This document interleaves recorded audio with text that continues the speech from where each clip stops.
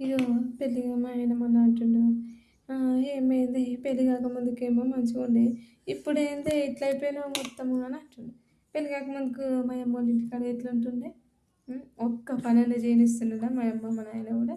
మంచిగా హాయిగా యువరాణి లెక్క మంచిగా రెడీ అయ్యేసి మా యువరాణి మాదిరి మంచిగా చైర్ మీద కూర్చొని అన్ని పనులు మా అమ్మ నాయనతో చేయించుకుంటుంటే. మరి ఇంటికి వచ్చినాక అత్తగారింటికి వచ్చినాక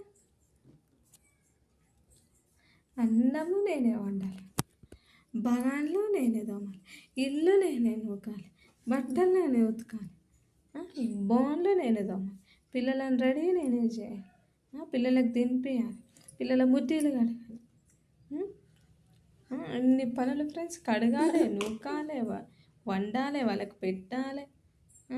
వాళ్ళు వచ్చినాక మళ్ళీ స్కూల్కి వెళ్ళి వచ్చినాక అన్నీ తినబెట్టాలి, అన్నీ తోమబెట్టుకోవాలి, మళ్ళీ రేపటికి ఏం చేయాలో ప్రిపేర్ చేసుకోవాలి.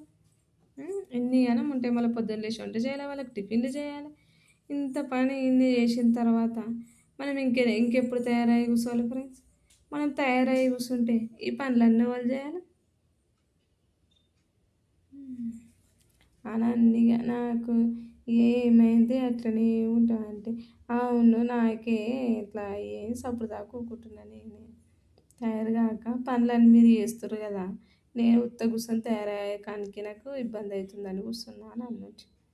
ఇక మా బావకి సీత కోపం వచ్చిందని లేచి అప్పుడు దాకా పోయింది ఏం ఆల్రెడీ కదా ఫ్రెండ్స్. మరి మన కోపం వచ్చినట్టు మాట్లాడతారు, ఇక చూసి సప్పుడు దాకా కొట్టరు మళ్ళీ.